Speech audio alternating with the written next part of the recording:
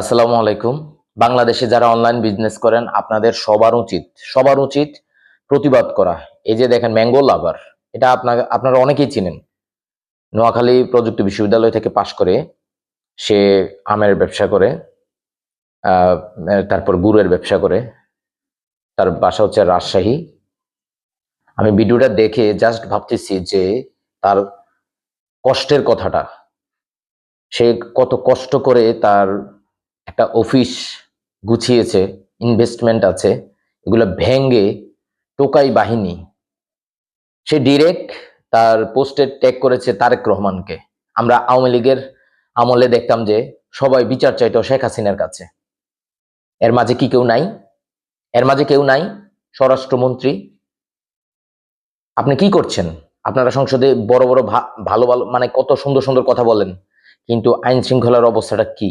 একজন উদ্যোক্তা হইতে গেলে কি করতে হয়?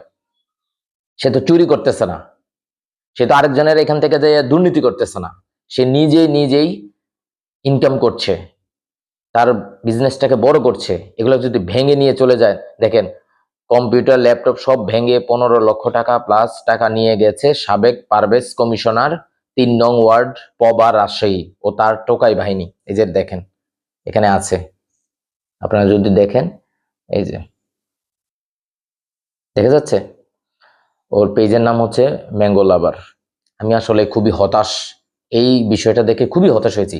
অনলাইনে যারা বিজনেস করেন আপনারা প্রত্যেকের অবস্থান থেকে প্রতিবাদ করুন, অবশ্যই প্রতিবাদ করুন, অবশ্যই প্রতিবাদ করুন।